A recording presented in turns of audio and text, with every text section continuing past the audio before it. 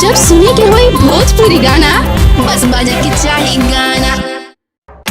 ज्यादा दिल में बसब जतन हिले टिकट के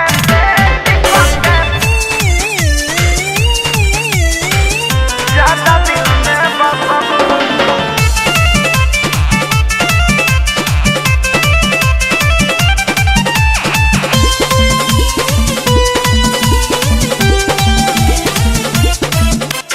फेरा में न पड़ सटान न कर तोहर पे जवानी जियान न कर।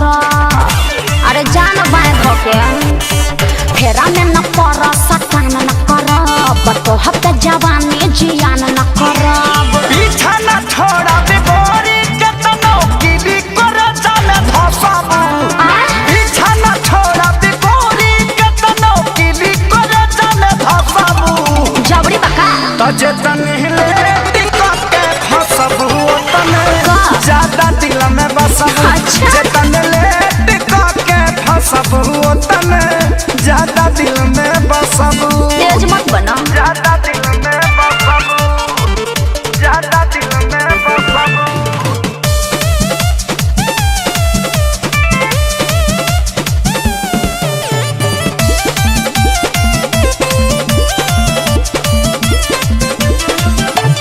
जाना तानी तोहरे बाबू कहाँ कहाँ निशाना बा। देखी अदा पर सुना ये गोरी मनवा भइल दीवाना बा। आउट ऑफ कंट्रोल मत होकर बुझला ना।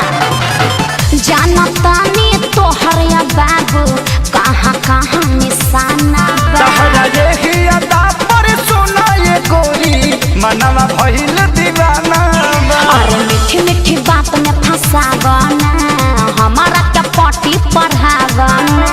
ऐसन आफर छोड़बू ता तू जीवन भर तरसब।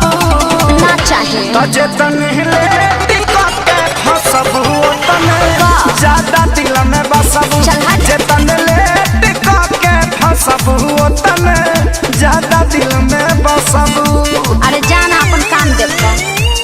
जतन हिले टिकट के